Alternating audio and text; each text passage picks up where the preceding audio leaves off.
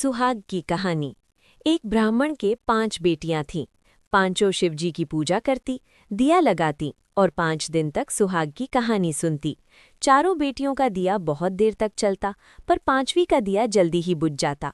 बेटी ने घर आकर माँ से भी कहा तो माँ बोली कि बेटी तू उसमें चीन ज्यादा डाला कर। थोड़े समय बाद पांचों का विवाह कर दिया। चारों के घर बहुत धन था, पर 5वीं बेटी का पति रोज कमाकर लाता, रोज खाता, फिर भी वो संतोष रखती।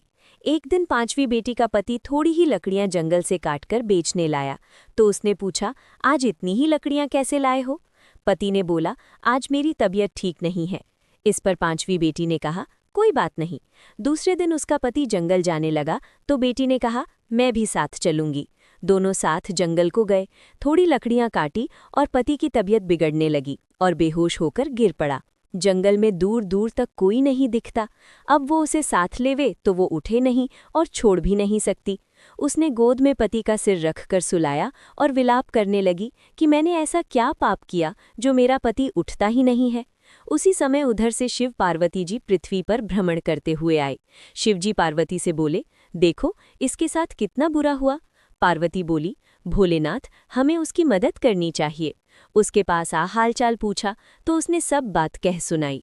सब हाल जानकर शिवजी बोले, इसे लेकर घर क्यों नहीं जाती, ये तो मर गया। तब बेटी बोली, मैं तो कहीं नहीं जाऊंगी, और रोने लगी।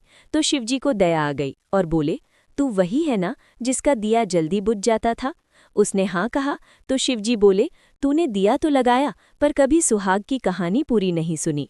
बेटी शिवजी के पैर पकड़कर बोली, मेरे पति को जीवित कर दो, मैं आप जो कहेंगे सब करूंगी।